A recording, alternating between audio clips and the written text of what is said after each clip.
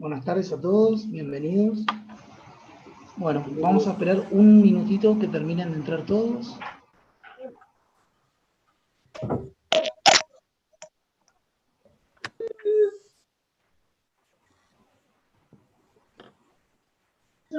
Hola, ¿me escuchan? Sí, se te escucha bien. ¿Qué tal? Buenas tardes a todos. ¿Se escucha bien? Buenas tardes. Hola, buenas tardes. Buenas tardes. Hola, buenas tardes. Hola, buenas tardes. Buenas tardes. Omar, los saludo. Buenas tardes. Hola, buenas tardes. 30 Salta, saludo. Saludos.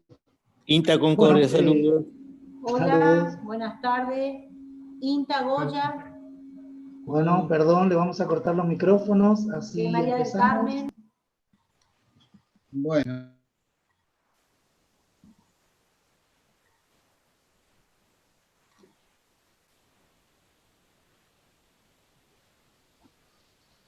Bueno,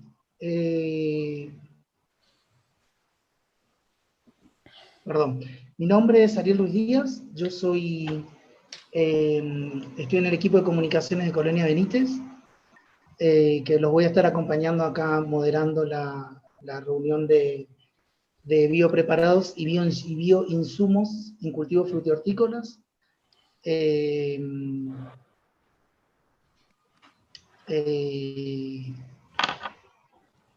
Les voy a explicar el por qué apagamos los micrófonos, porque se mezcla mucho, si no, con el ruido ambiente del disertante.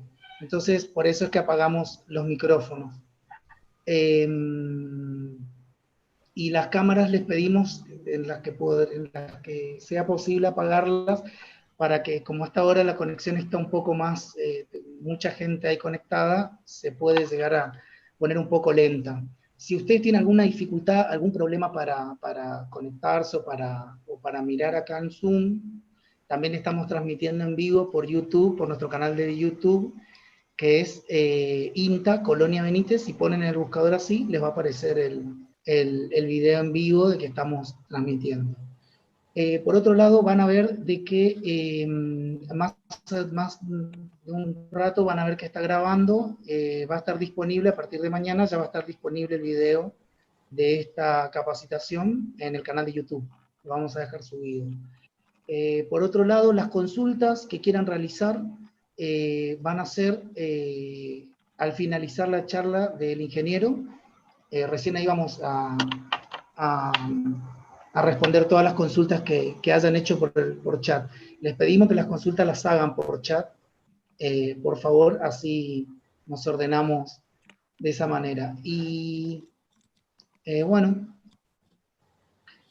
el disertante es Ramiro Ignacio Montero Solito, es ingeniero agrónomo, recibido de la Facultad de Ciencias Agrarias de la Universidad Nacional del Nordeste, obtuvo títulos de posgrado en la especialización y maestría en cultivos intensivos, ambos en la Facultad de Ciencias Agrarias de la Universidad Nacional del Litoral.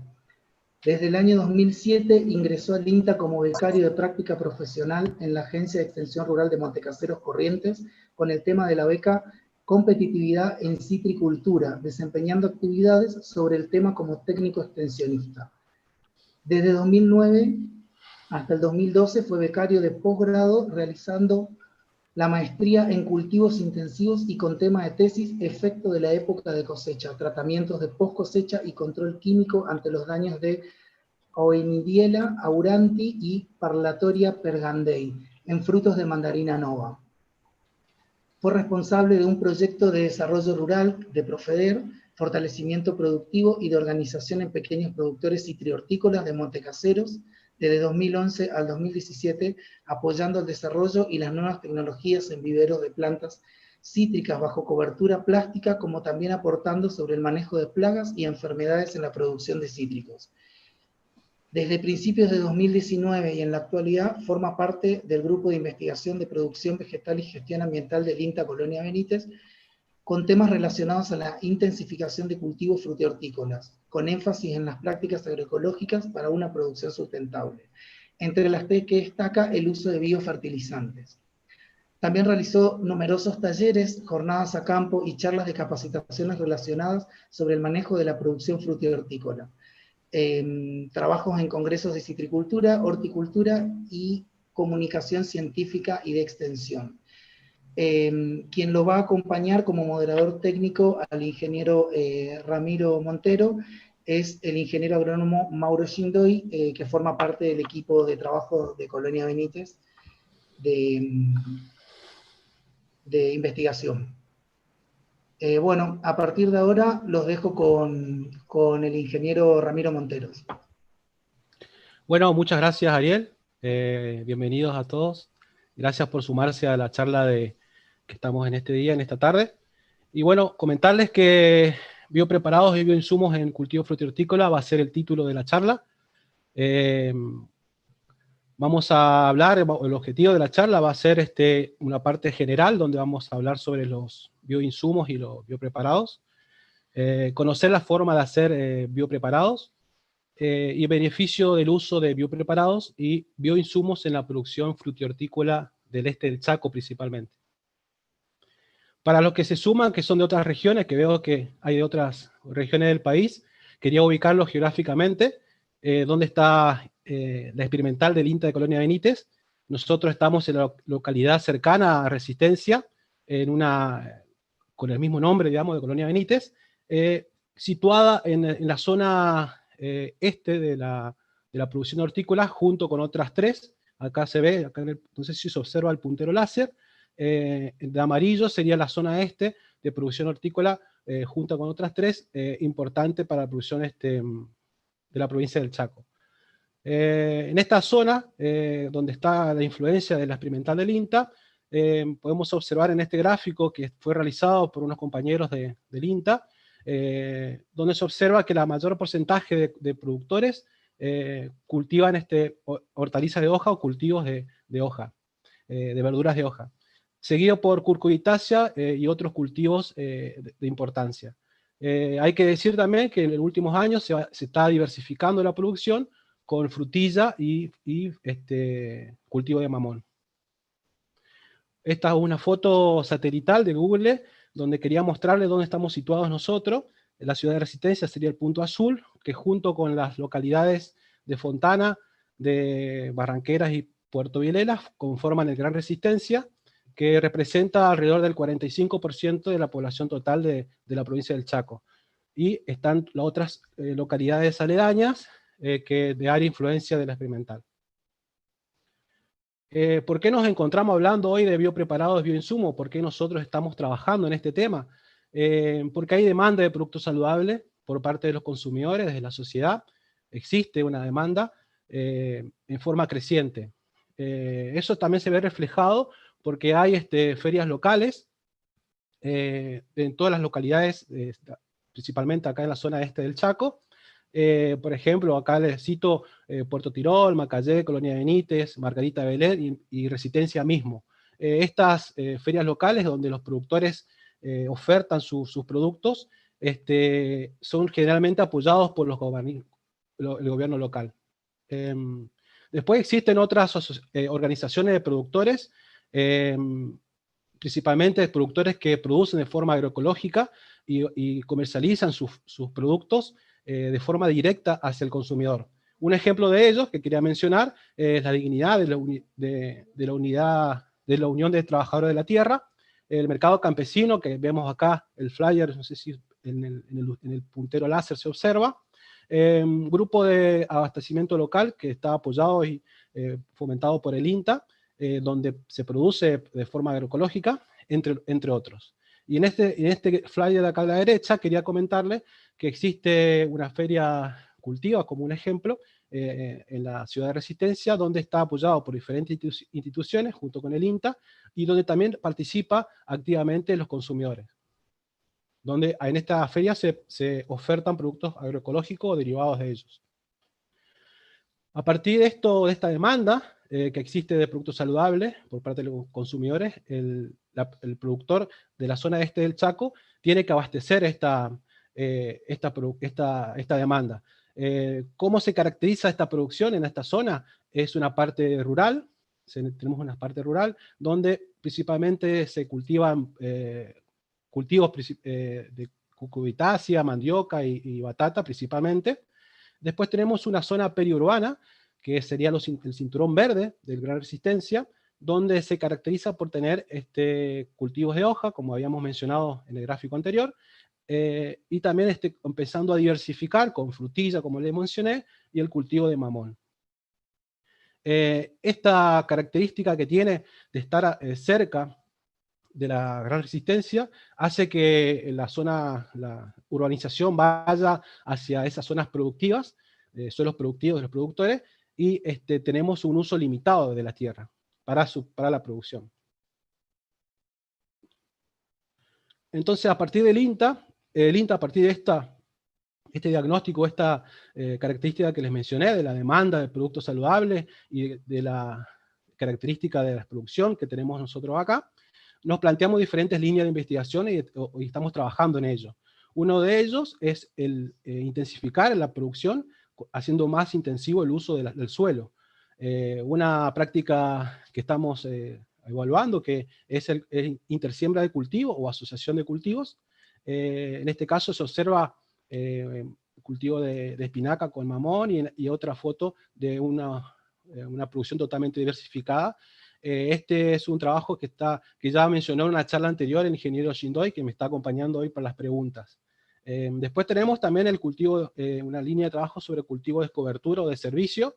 Como le mencioné, hay una gran zona de superficie de zona rural, y esto se viene durante muchos años produciendo cultivos como cucurbitaceae, mandioca, entre otras, y continuamente la producción de hortícola hace que se vaya perdiendo fertilidad de los suelos por el laboreo que esto se necesita. Entonces, una forma de poder aumentar la fertilidad es usando cultivo de servicio, donde se utilizan, en este caso se ve en la foto, mucuna, son plantas o cultivos de gran crecimiento de biomasa y que después aporta, en su descomposición, aporta, digamos, los nutrientes al cultivo que le sigue.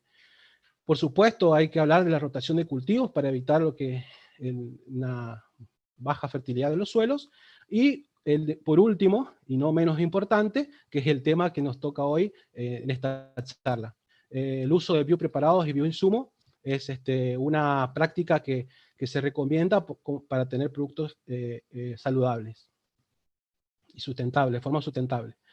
Como se puede observar, todas estas prácticas nos llevan a una producción agroecológica. Nosotros estamos trabajando y queremos fomentar esta producción de forma agroecológica. Y necesitamos tener resultados al respecto. Así que hoy estamos queriendo comentarles lo que estamos trabajando. Ahora empezamos a hablar la parte de generalidades, de lo que serían los bioinsumos, como una clasificación que toma el SENASA y el Ministerio de Agricultura, que es aquel producto que es biológico, que consiste o haya sido producido por microorganismos o macroorganismos, extractos o son derivados de estos. Hay que decir que cualquier bioinsumo de origen biológico que utilicemos en la producción agropecuaria se lo considera como un bioinsumo. Hay una clasificación más generalizada de los bioinsumos, donde tenemos los biofertilizantes, biocontroladores y microorganismos efectivos. En el caso de los biofertilizantes, en esta parte también quería mencionar, antes de seguir, que vamos a mencionar aquellos que se comercializan, digamos, bioinsumos que podemos comercializar. Necesitan una etapa de evaluación y para poder ser aprobado por los organismos para poder comercializarse. Entonces, en esta parte vamos a hablar de eso. Un bioinsumo importante, que es muy utilizado, es la micorriza, que es un hongo que forma una simbiosis con las raíces de las plantas, donde absorbe fósforo principalmente, y le da disponibilidad de forma disponible a las plantas. Después tenemos la bacteria Aspergillus, que es una bacteria libre que fija nitrógeno de la atmósfera, y en asociación con las raíces de las plantas, también está disponible este nutriente. Y otro bioinsumo derivado de un hongo es la tricoderma, En este punto solamente lo menciono porque acá también vamos a hablar los trabajos que estamos realizando con este bioinsumo al finalizar la charla. Como biocontroladores podemos citar lo que se encuentran en forma comercial, Beauveria bassiana, lo que se están evaluando también, que es un hongo que parasita a las plagas o al insecto, haciéndolo de forma momificado, y acá se ve como en una hormiga, cómo lo parasita el hongo. Después tenemos aquellos que son extractos vegetales, que tienen poder de insecticida. Es el caso del aceite de neem, derivado de un árbol, el árbol de neem, que tiene una poderosa enzima que se utiliza como insecticida. Esto también es importante porque tiene selectividad, solamente ataca a ciertas plagas y deja sin efecto a los organismos, a los insectos benéficos. Uno para comentarles, como también un ejemplo, es el caso de los insectos para el control biológico, ya sea como parasitoide o predadores. En este caso de Aphytis, es un microhimenóptero que se reproduce y se liberan en el caso de algunos cultivos citrícolas para el parasitismo de la cochinilla roja. Y ahora quería comentarles que el otro tema importante que nos convoca hoy es el tema de los biopreparados. Es un bioinsumo, digamos, a diferencia de los otros comerciales, estos son producidos o elaborados por los propios productores, que se pueden producir en las chacras. Como definición tenemos que son aquellos preparados sólidos o líquidos obtenidos de la fermentación o descomposición biológica de materias orgánicas, ricos en nutrientes, tienen materia orgánica y sustancias bioestimulantes como fitohormonas y ácido orgánico. Yo quería comentarle también una clasificación que tenemos a partir de los biopreparados, de acuerdo a su modo de acción, ¿sí? Tenemos aquellos que son bioestimulantes, un ejemplo de ellos son los fosfitos naturales, reproducción de microorganismos WM, por ahí van a observar, de microorganismos de montaña o de bosque también. Aquellos que estos tienen su composición, tienen sustancias derivadas del microorganismo o los microorganismos propios que estimulan el crecimiento de la planta. Después tenemos los biofertilizantes, en este caso, por ejemplo, el purín de ortiga es un potente biofertilizante, todos los purines derivados de las plantas, el bokashi y el compost, que son abonos orgánicos sólidos, también son caracterizados como biofertilizantes.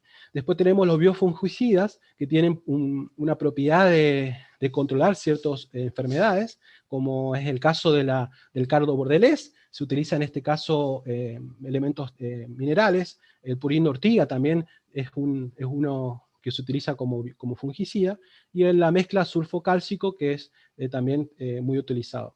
Después tenemos, por último, los bioinsecticidas, que generalmente se utilizan extractos de plantas aromáticas, que tienen un fuerte poder repelente, y también controlan a ciertas plagas. En el caso de todos los purines, albahaca, ruda, ortiga, el ajo, el ají, como para nombrarles algunos, y el caldo de ceniza, que también es considerado un bioinsecticida.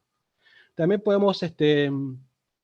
les podemos comentar de que los biopreparados, como verán, pueden tener múltiple acción, o sea, no se enfoca o se centraliza en un modo de acción. Podemos ocupar un biopreparado para diferentes modos de acción en las plantas o en el cultivo.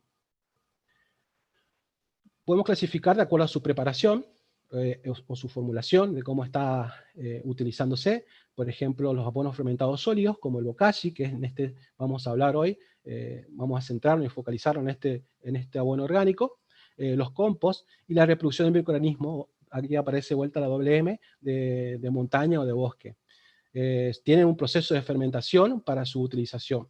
Y en el caso de los abonos fermentados líquidos, se utiliza el agua o algún disolvente, principalmente el agua, para su fermentación y utilización.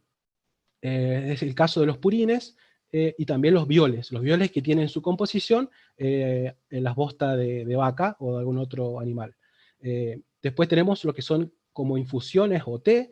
En este caso se utilizan lo que son abonos sólidos para poder hidrolizarlo o aplicarlo de alguna forma más fácil, como foliar o a través del riego. Se hidrolizan los ácidos orgánicos a través de té o el mismo mecanismo del té, digamos, cuando uno hacemos el té, y los aplicamos. Y después los caldos minerales, que se utilizan elementos o sales minerales para su realización. Es el caso de sulfocálcico, caldo bordelés o caldo de ceniza, digamos. Ahí ven, digamos, el caldo, cómo se realiza el caldo mezcla sulfocálcico, perdón. Y quería comentarles también, para ir ya avanzando, sobre las ventajas y las desventajas de los biopreparados. Las ventajas principales que podemos encontrar para cuando usamos biopreparados es la independencia de insumos externos.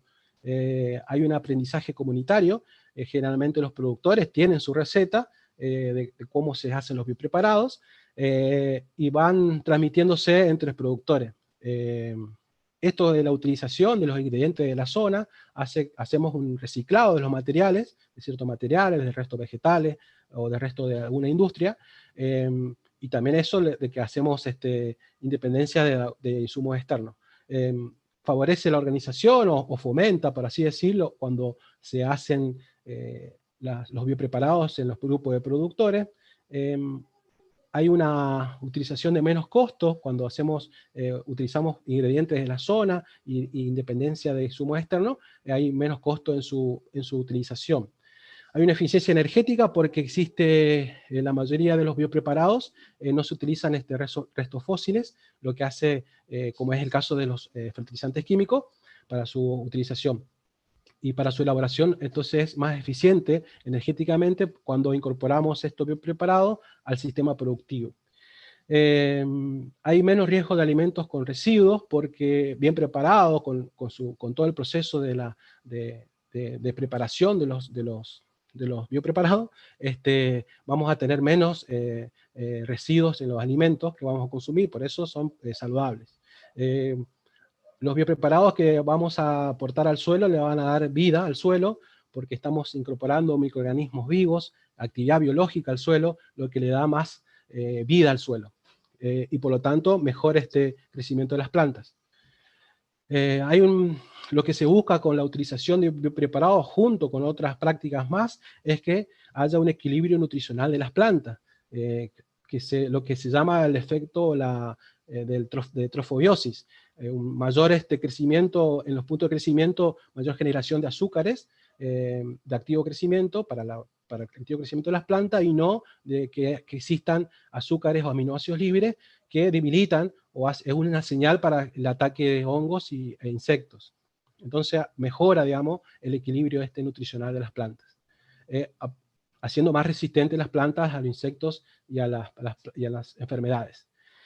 Como dije, recalqué por ahí en la clasificación de los biopreparados, que tiene múltiple modo de acción. Eso es una ventaja con respecto a otros bioinsumos, y hay menos riesgo de aplicación por parte del productor o el operario que está aplicando estos biopreparados, en el caso que sea foliar, siempre teniendo en cuenta los elementos de protección. Como desventajas podemos citar que necesitan tiempo o llevan tiempo para la preparación. Algunos ingredientes son estacionales, lo que hace que tengamos una planificación en este sentido para poder hacer los biopreparados. Es el caso, por ejemplo, de la ortiga, que es el momento de hacer en este momento es hacer el biopreparado, lo que hace que tenemos que planificar cuándo hacerlos. En muchos casos necesitamos, digamos, hay biopreparados que tienen tiempo muy corto de almacenaje, lo que hace también una ventaja. A medida que pasa el tiempo también van perdiendo eficiencia algunos biopreparados. Yo quería comentarles también que no hay mucha experiencia científica al respecto de las dosis de ciertos biopreparados, pero más principalmente por los ingredientes que se utilizan en la zona, porque cada zona es diferente, o sea, cada ingrediente que se utiliza en la zona son diferentes con respecto a otro, y por eso nosotros estamos en este sentido tratando y haciendo evaluaciones de biopreparados con los ingredientes que se utilizan acá en la zona. Y como para ir cerrando y después entrar en la preparación y el uso de bokashi, quería hacer un resumen de todo lo que estuvimos hasta ahora. Estos biopreparados pueden ser usados por cualquier productor que lo desee, no está solamente para productores de autoconsumo, sino también para productores comerciales que venden su producto de forma comercial. Para aquel que lo quiera aplicar en su chacra, en su producción, lo puede usar. Se puede usar en cualquier etapa de cultivo, desde la germinación de la semilla, los plantines, en el cultivo en pleno crecimiento vegetativo o reproductivo, hasta hay algunos bien preparados que se utilizan en las post-cosechas de las frutas. Y como dijimos, pueden ser usados como fitorreguladores, estimulantes, como abono orgánico, fungicidas, insecticidas. Y también hay algunos que se aplican para acelerar el proceso de descomposición de la cobertura o de rastrojo. Incluso existen aquellos que se pueden utilizar como suplemento animal. Así que ya vamos a empezar a hablar sobre lo que es el bokashi. El bokashi es un abono, es un término japonés, muy utilizado en aquella zona, y la producción es agroecológica. Es un abono sólido que resulta de la fermentación aeróbica de materia orgánica vegetal y animal, y que emplea ciertos elementos catalizadores que le permiten o aceleran el proceso de fermentación. ¿Cuál es la característica principal del uso de bokashi o de la preparación? Es que es rápido de elaborar, prácticamente saca ventaja casi la mayoría de los abonos fermentados sólidos, es sencillo de preparar, están disponibles los ingredientes en la zona, o sea, con respecto a la zona acá precisamente del este del Chaco, es de bajo costo, y en el caso de que algunos productores necesitan o digamos requieran y pueden hacerlo para venderlo, y corresponde un ingreso extra a la venta de este abono. Tenemos que comentarles que existen en la realización de este bokashi, de este abono fermentado, tres principales ingredientes o partes, digamos. Tenemos la materia vegetal, una parte de materia mineral y otra parte que son los microorganismos. Estas tres partes, en su proceso de fermentación, en su elaboración del abono, le dan funciones al suelo, le transfieren funcionalidad al suelo. Como resumen, podemos decir que aporta materia orgánica, mejora las condiciones biológicas del suelo, suple rápidamente las deficiencias de nutrientes y mejora las condiciones físicas del suelo. Estas tres en conjunto le dan esa característica a incorporarlo al suelo. Como el ingrediente principal habíamos dicho que eran tres, el vegetal, el mineral y el microorganismo, vamos a comentarles, o le quiero comentar, perdón, cuáles son los que se utilizan en la materia vegetal. Después, al finalizar toda esta explicación, va a estar la receta del bokashi que nosotros usamos en los ensayos acá del INTA. Como ingrediente principal de la materia vegetal, vamos a usar pasto seco, resto de cosecha, o cáscara de arroz, o cualquier otro resto vegetal que nosotros encontremos. Hojas, resto de podas, acerrín. En este caso el acerrín no tiene que ser de pino o de eucalipto, por la resina o la sustancia alopática que éstas tienen, entre otras. Este ingrediente principal tiene que estar en una misma relación del ingrediente principal de la parte mineral y de los microorganismos. Ahora después le voy a comentar. Por ejemplo, usamos 10 bolsas o carretilla en proporción, en volumen, digamos. Lo mismo va a ser para el ingrediente principal de las otras dos partes que conforman el bokashi. Otro ingrediente que utilizamos como aporte de materia vegetal es el afrechillo. Acá puede ser de trigo, de arroz, de polenta, también se puede usar, de maíz, perdón, o el salvado. Y esto tiene que estar en relación de un 10% al ingrediente principal, en este caso, que usamos nosotros, cáscara de arroz. Acá está el carbonilla, acá tenemos pasto cortado, y acá tenemos el afrechillo de arroz. La carbonilla también es muy importante incorporar, le da funciones físicas al suelo, es muy importante, acá se observa el puntero. Con respecto a la materia mineral, la otra parte importante del bokashi, como ingrediente principal, como les dije anteriormente, fíjense, 10 bolsas o carretillas, la misma proporción que el principal ingrediente de la materia vegetal. Es el suelo, es el principal ingrediente que va a aportar minerales al bokashi. Generalmente es el suelo mismo que tenemos en la chacra, que utilizamos en la chacra, así para seguir incorporando o reciclando ese elemento. Los mejores suelos son los arcillosos para la utilización de bokashi. Después tenemos cenizas de madera. En el caso de que no tengamos ceniza de madera, se puede usar dolomita, también si encontramos cal de construcción, o harina de roca, que es más difícil de conseguir. Nosotros acá en la zona no tenemos, no conseguimos, usamos ceniza de madera. Ceniza de madera, y acá atrás está la pila de suelo que ocupamos para la realización de bokashi. Esta tiene que estar entre un 5 y un 10% en la composición en porcentaje en relación al ingrediente principal. Por último, la parte más importante, yo creo, del bokashi, que serían los microorganismos. En este caso, el ingrediente principal que utilizamos como aportante de microorganismos es la bosta fresca. Acá la bosta fresca podemos usar desde la vaca, gallinaza, cerdo, oveja, la que nosotros consigamos o tengamos. Se pueden hacer una mezcla de estas, así que generalmente tiene que estar en lo posible de no haber utilizado ningún antibiótico, porque interfiere, digamos, en la cantidad de microorganismos. Acá sería la bosta, como la bosta que nosotros utilizamos, esta que está acá. Después tenemos el mantillo de monte. En este caso, bueno, quería mencionarles antes de seguir, este ingrediente principal, por ejemplo, usamos la misma cantidad de ingrediente principal del suelo, o sea, del mineral y del vegetal. 5 bolsas o carretillas, la misma proporción. El mantillo de monte es otro aportante importante de microorganismos, que está en relación al 10%, y la levadura que se utiliza para hacer el pan, solamente usamos esta levadura para activación o para activar el proceso de fermentación. Ahí está la proporción que se puede utilizar. Y el suelo que utilizamos en la parte de mineral también aporta microorganismos. ¿Ve? Acá tenemos la levadura disuelta. Este es la mano, que se usa acá en la mano, con este mantillo de monte, con una cantidad de hifas de hongos que están en activo crecimiento. Y este sería un mantillo semidecompuesto que también se utiliza.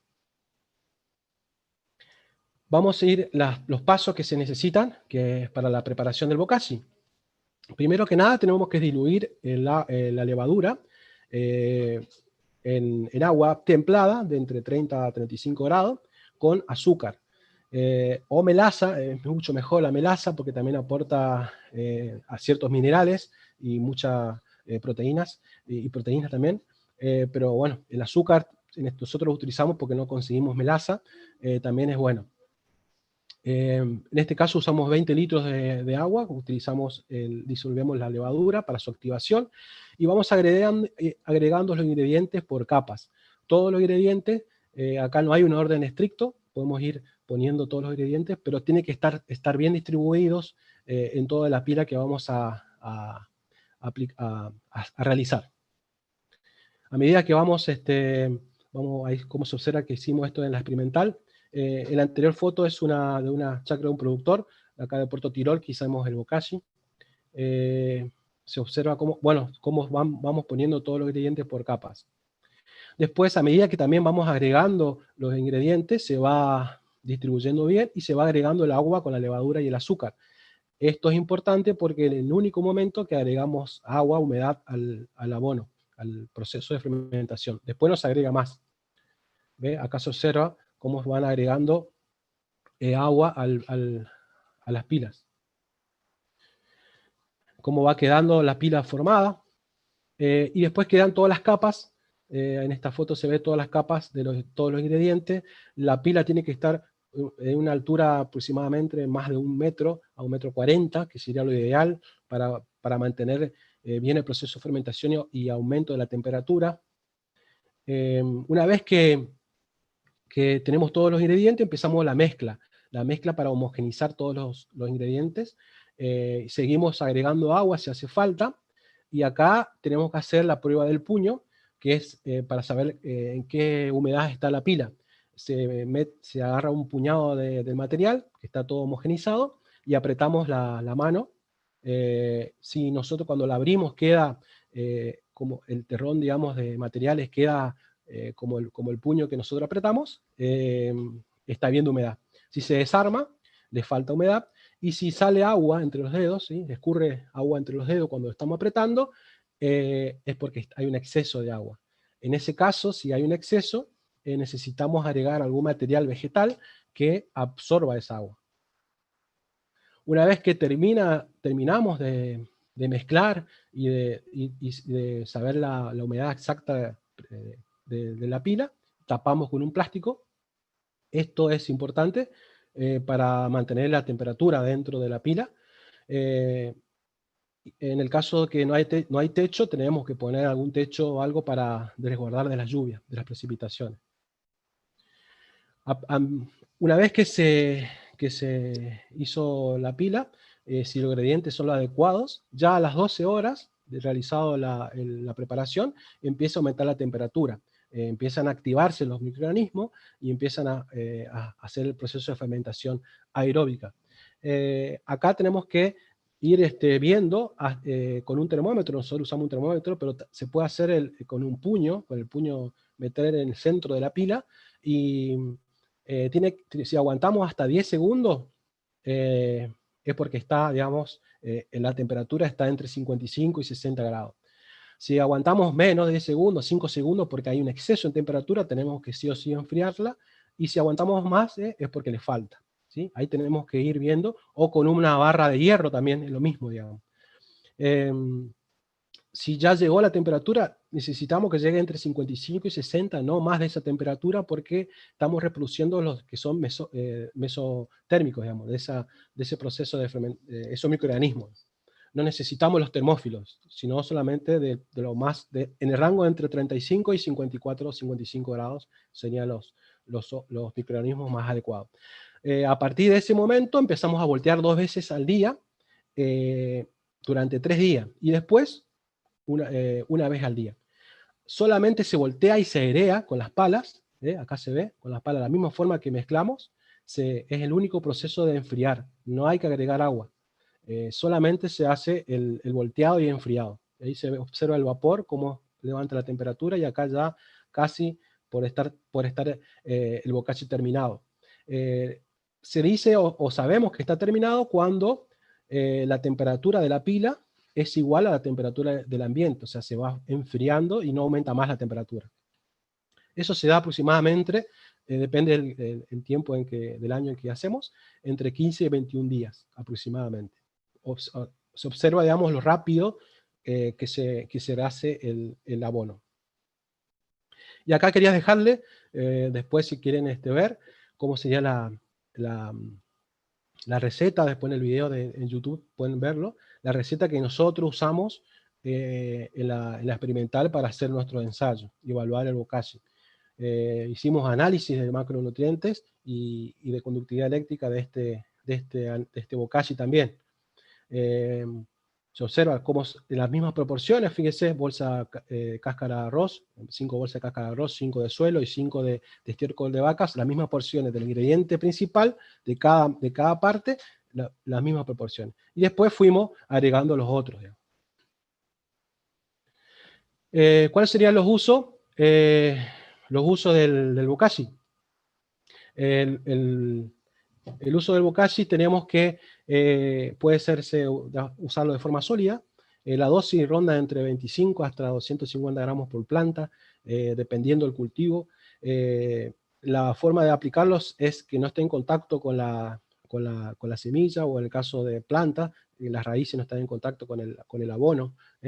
Se pone el abono y después la tierra y después se pone la planta. O si después la planta ya está trasplantada, se hace un agujero cerca de las raíces y se agrega el abono. Necesita humedad para activarse y para realizar su función. También se puede usar de forma líquida, que sería la forma de té, que ya había comentado, y estas son las aplicaciones, diferentes dosis que se pueden aplicar. También por riego al 50%. Nosotros usamos el bokashi en la experimental, estamos evaluando en el cultivo de rúcula, como habíamos dicho. Los cultivos de hoja son lo más importante acá en la zona productiva del este del Chaco, y queríamos observar cómo se comportaba en el cultivo de la rúcula. O sea, aplicamos antes de la siembra diferentes dosis, y después, digamos, tapamos y pusimos la semilla que no está en contacto con el bokashi. En este caso usamos en invernaderos junto con el cultivo de mamón. Y pudimos observar como resultados preliminares de que el agregado de bokashi, en esta foto de la izquierda se observan rúcula que no han sido aplicados con bokashi, y en esta sí que tuvieron aplicaciones de bokashi, como el crecimiento en rendimiento de peso fresco es significativo, aumentó. Otro ejemplo que estamos haciendo, evaluando, digamos, otro que quería mostrarles, es en el cultivo de mamón. En este caso lo estamos haciendo en conjunto con el Instituto Fuentes Go de la Facultad de la Ciencia Agraria de la UNE. Acá queríamos evaluar en la parte de rendimiento de frutos y en el peso y en la cantidad, y también cómo interviene o afecta en los nutrientes y en la actividad biológica del suelo, con la aplicación de bokashi. En eso estamos, y como resultados preliminares podemos decir que existe un aumento de macronutrientes, principalmente calcio, magnesio y potasio, que son importantes en este caso para el crecimiento del fruto de mamón. Como así también existe, observamos, digamos, un aumento del peso y número de frutos. Comentarles ahora de otros biopreparados que también que hicimos evaluaciones y que aplicamos, digamos, en la práctica. Biopreparados sólidos también es que es reproducción de microorganismos, que por ahí le comenté, de microorganismos de montaña o el mantillo. Son microorganismos de montaña o de bosque también le llaman, o de mantillo. En este caso es una fermentación anaeróbica. A diferencia del bokashi, que es una fermentación aeróbica, acá lo que tenemos que hacer es una fermentación anaeróbica para su reproducción. Utilizamos el mantillo que tengan, digamos, las hifas de los hongos, que estén esa telita blanca, por ahí que observamos en la hojarasca. Eso es el ideal para utilizar y para reproducir.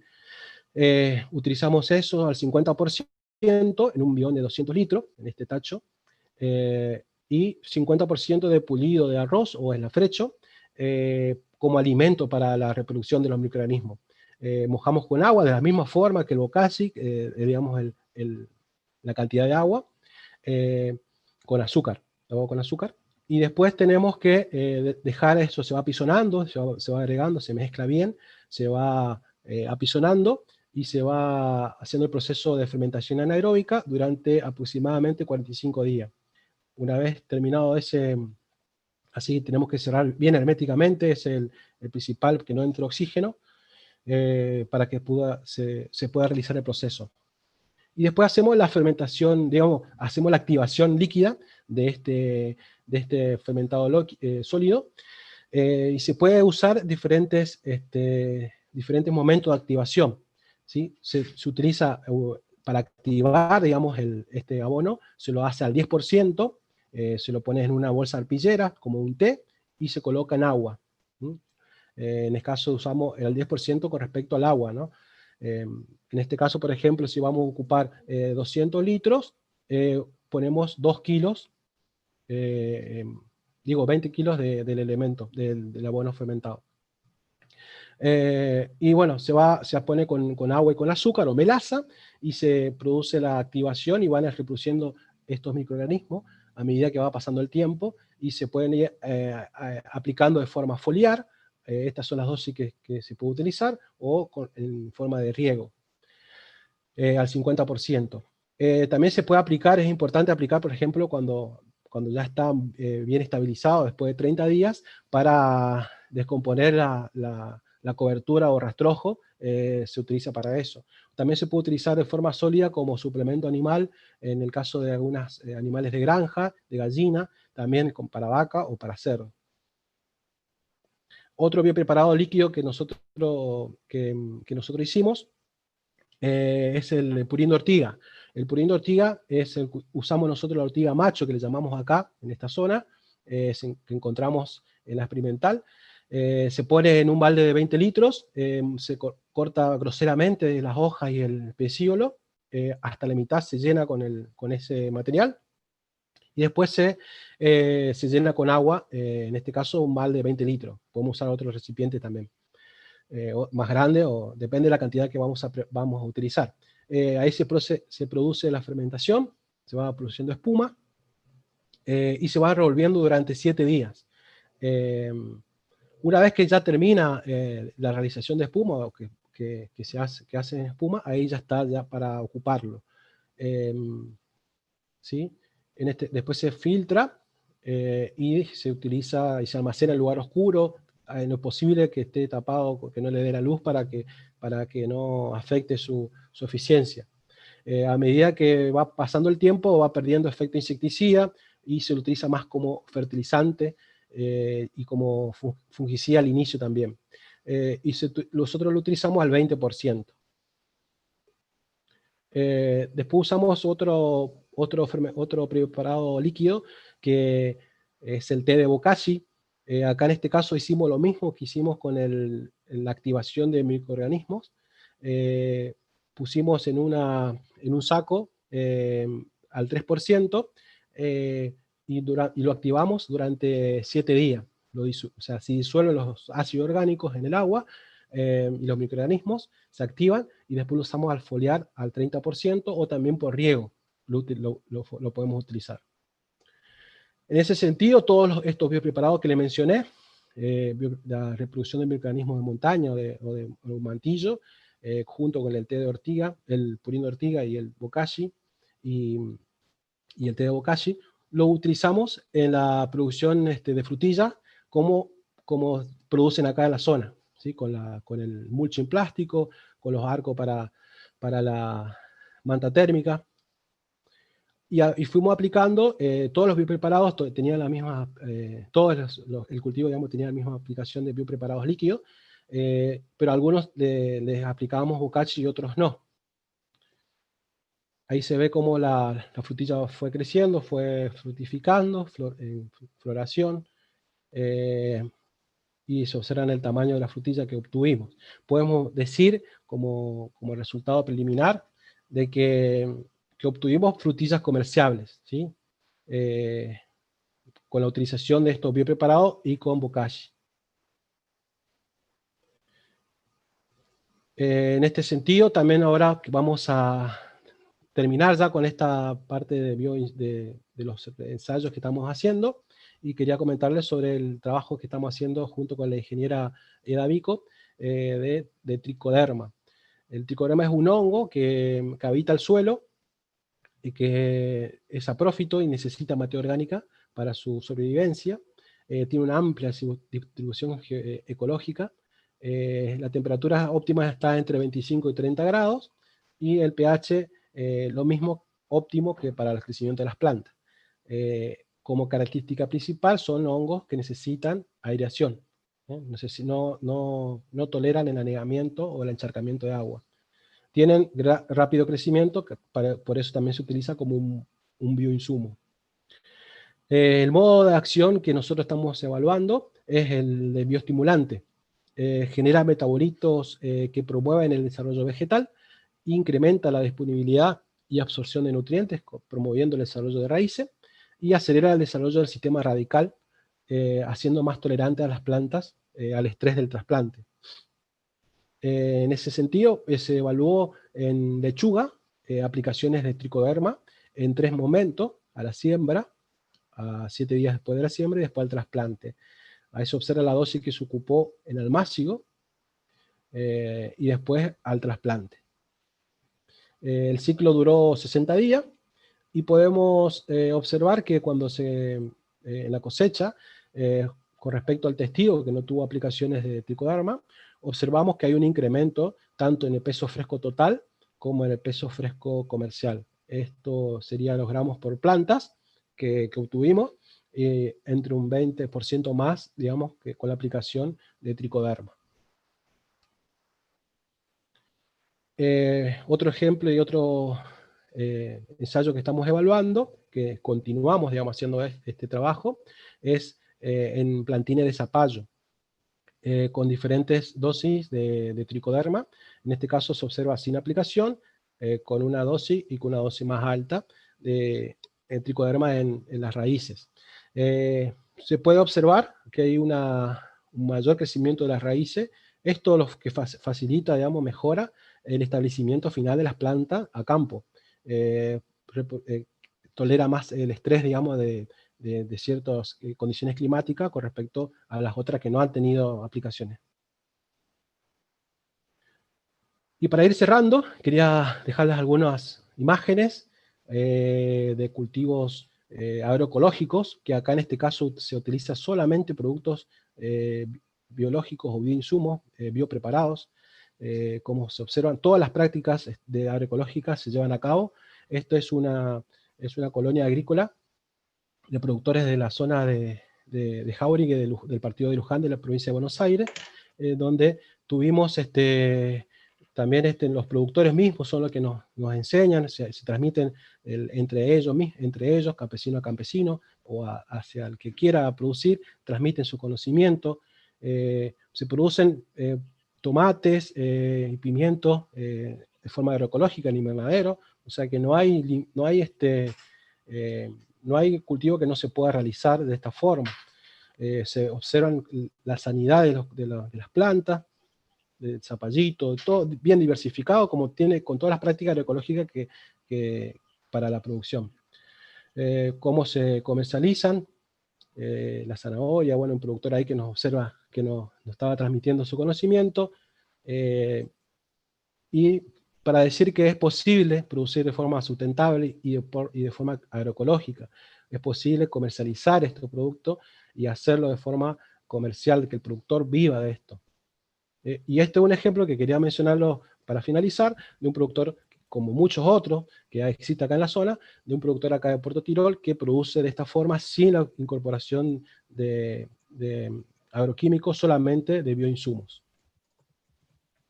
Y bueno, eso sería todo. Muchas gracias, les dejo mi celular por ahí si quieren alguna consulta, la página del INTA del Facebook y mi correo electrónico para cualquier consulta. Así que eso sería todo. Muchas gracias, Ramiro. Ahora, lo va a acompañar el ingeniero Mauro Shindoy para las preguntas que fueron poniendo en el chat, que el ingeniero fue tomando. Yo les quería comentar unas preguntas que vi por chat, que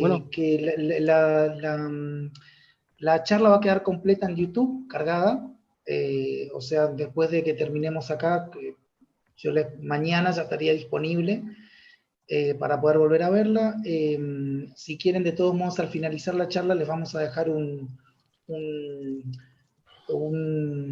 flyer donde ahí van a poder encontrar las maneras de comunicarse con nosotros, como Facebook, YouTube, correos del ingeniero, mail mío, que soy el comunicador de la experimental, como para que nos hagan llegar si les quedó alguna consulta. Recuerden que no podemos responder todas las preguntas por una cuestión de tiempo, pero bueno, vamos a responder lo más que podamos. Ingeniero Shindoy. Hola. Hola. ¿Sí? ¿Me escucha? ¿Se te escucha? Dale, bueno. Había unas preguntas ahí con respecto a la receta. Sí. Mauro. No se te escucha, Mauro. Y bueno, hola. No se te escuchó. Sí, si puedes repetir la pregunta, Mauro, como se cortó. No, que había algunas preguntas que pedían para ver la receta del bokashi, y bueno, lo que le decía, que en el canal de YouTube de la experimental van a poder ver todo el video nuevamente, porque ya se pasó. Hay una pregunta que dice, bueno, el purín de ortiga ¿en cuánto tiempo pierde su poder insecticida? Sí, muy rápido, o sea, a la semana, digamos, de realizado, digamos, el purín, ya está perdiendo efecto de insecticida.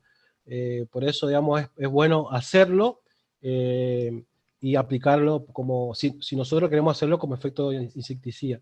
Por eso se utiliza más que nada como fertilizante, como biofertilizante o como otro o estimulador.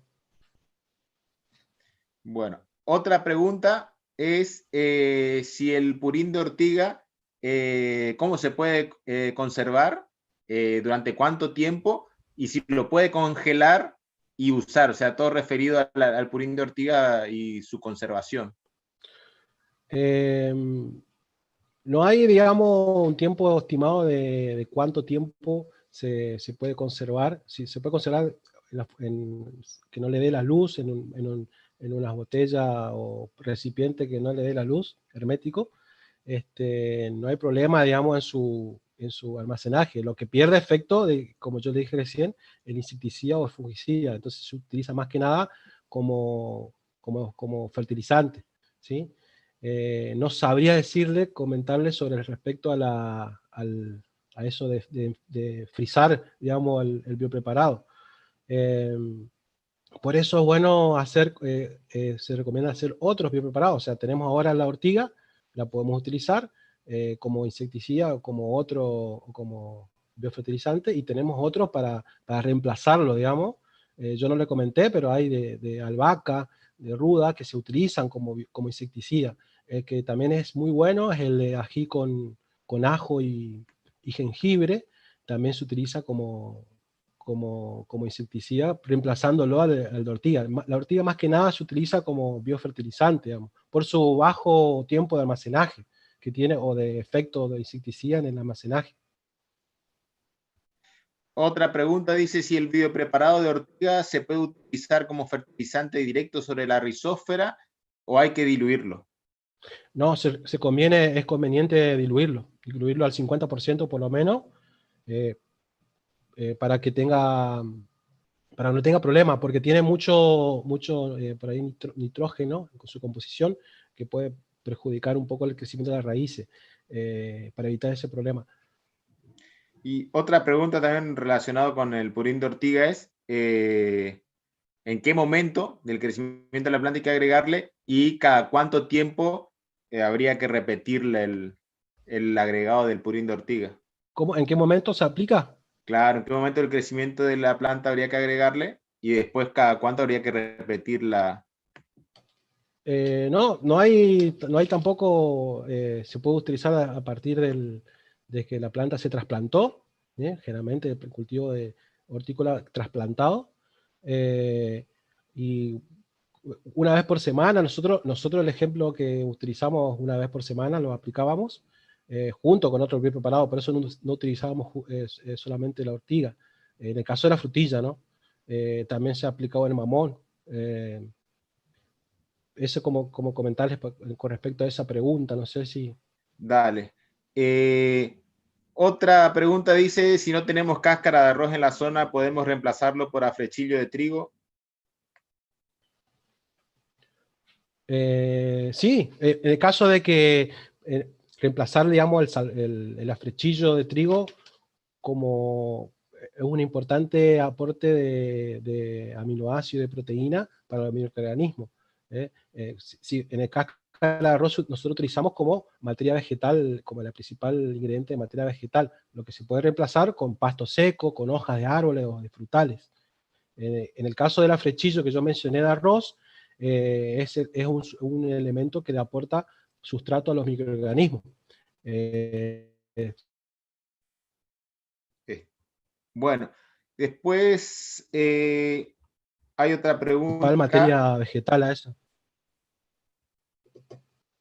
¿Qué nutrientes aporta el purín de ortiga como biofertilizante?